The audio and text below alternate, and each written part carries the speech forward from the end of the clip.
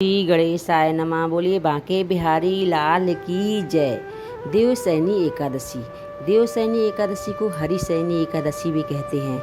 हिंदू धर्म में देवशयनी एकादशी का विशेष महत्व है, क्योंकि इस एकादशी से सृष्टि का संचार का कार्यभार भगवान विष्णु शिव जी को सौंपकर स्वयं 4 माह के लिए योग निद्रा में चले जाते हैं। इसके साथ ही चातुर्मास आरंभ हो जाता है और देवउठनी एकादशी के दिन भगवान विष्णु जागृत हो जाते हैं। ऐसी मान्यता है कि भगवान विष्णु इस समय अपने चतुर्भुज रूप में शेष शैया पर शयन करते हैं और वामन के रूप धारण करके राजा बलि को दिए हुए वरदान के अनुसार पाताल लोक में निवास करते हैं। देवशयनी एकादशी के दिन मनुष्य को भगवान की प्रसन्नता के लिए भगवान जी विष्णु की मूर्ति को दूध, दही, घी सहित गंगाजल और पंचामृत से स्नान करवाएं। इसके बाद उनकी पूजा कर नरम नरम बिस्तर, तकिया, गद्दा, रजाई, मच्छरदानी आदि का प्रबंध कर उन्हें सुलाएं। सिराने पर तुलसी का पत्ता अवश्य रखें। ऐसा जो प्रबंध करता है, भगवान उस भक्त पर बड़े प्रसन्न हो जाते हैं।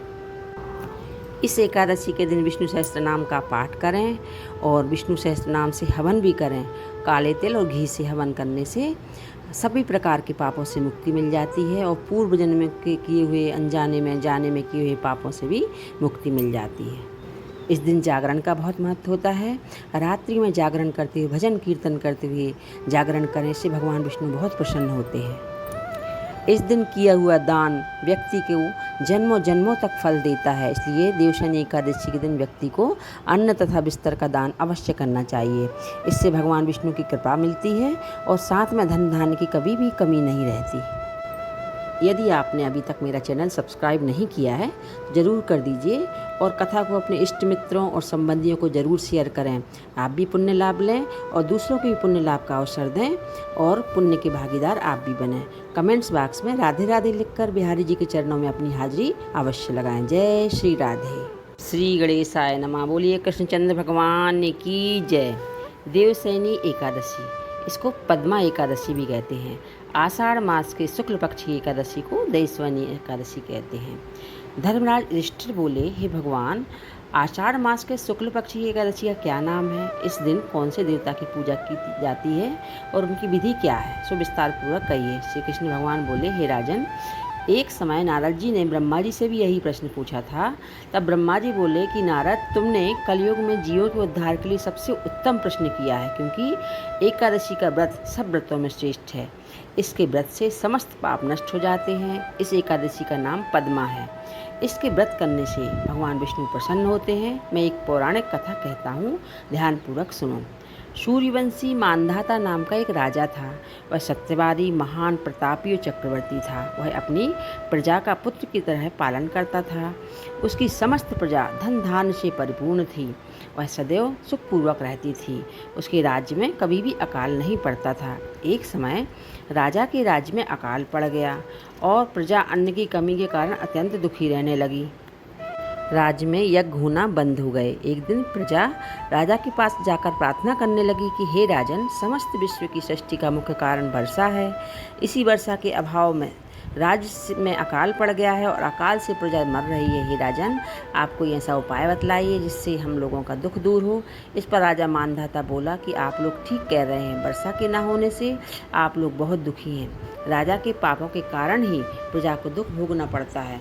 मैं बहुत सोच विचार कर रहा हूँ, फिर भी मुझे अपना कोई दोष दिखलाई नहीं दे रहा है। आप लोगों के दुखों को दूर करने के लिए मैं बहुत बल से कर रहा हूँ, यत्न कर रहा हूँ। ऐसा कहकर राजा मांधाता भगवान की पूजा कर मुख्य व्यक्तियों के साथ वन को चल दिए। वहाँ ऋषियों के आश्रम में घूमते घूमते अंत में ब्रह्मा के पुत्र अंगिरा ऋषि के आश्रम पर पहुँचे। उस स्थान पर राजा रथ से उतरे और आश्रम में आए। वहाँ मुनि अभी नित्य कर्म से निवृत्त ही हुए थे। राजा ने उनके सन्मुख प्रणाम किया। मुनि ने उनको आशीर्वाद दिया। फिर राजा से बोले, हे राजन, आप इस स्थान पर कैसे पधारे, सो कहिए। राजा बोला, हे महर्षि, मेरे राज्य में 3 वर्ष से वर्षा नहीं हो रही है। इससे अकाल पड़ गया है और प्रजा दुख भोग रही है। राजा के पापों के प्रभाव से ही प्रजा को कष्ट मिलता है, ऐसा शास्त्रों में लिखा है। मैं धर्मानुसार राज्य करता हूँ, फिर अकाल कैसे पड़ गया? आप इसका मुझे अभी तक इसका पता नहीं लगा है। अब मैं आपके पास इसी संदेह की निवृत्ति के लिए आया हूँ। आप कृपा कर मेरे संदेह को दूर कीजिए। प्रजा को कष्ट दूर करने के लिए कोई उपाय बतलाइए। इस पर ऋषि बोले, हे राजन, यह सतयुग सब युगों में श्रेष्ठ है। इससे धर्म के चारों चरण सम्मिलित हैं। इस युग में केवल ब्राह्मणों को ही तपस्या करना और वेद पढ़ने का अधिकार है, परंतु आपके राज्य में एक शूद्र भी तपस्या कर रहा है। उसी दोष के कारण आपके राज्य में वर्षा नहीं हो रही। यदि आप प्रजा का भला चाहते हैं तो शूद्र को मार दीजिए। इस पर राजा बोला, हे मनुष्य, मैं निरपराध तपस्या करने वाले शूद्र को नहीं मार सकता।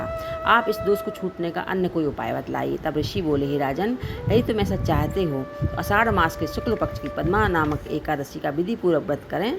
इस व्रत के प्रभाव से तुम्हारे राज्य में वर्षा होगी, प्रजा सुख भोगेगी, क्योंकि इस एकादशी का व्रत समस्त सिद्धियों को देने वाला है और उपद्रवों को भी शांत करने वाला है। मुनि के इन वचनों को सुनकर राजा अपने नगर को वापस चला आया और विधि पूर्वक पद्मा एकादशी का व्रत किया। इस व्रत के प्रभाव से राज्य में वर्षा हुई और मनुष्यों को सुख पहुंचा। इस एकादशी को देवशयनी एकादशी भी कहते हैं। इस व्रत के करने से भगवान विष्णु प्रसन्न होते हैं और अतः मोक्ष की इच्छा करने वाले मनुष्यों को एकादशी का व्रत अवश्य करना चाहिए। चातुर्मास व्रत भी इसी एकादशी के व्रत से शुरू किया जाता है। बोलिए कृष्णचंद्र भगवान की जय।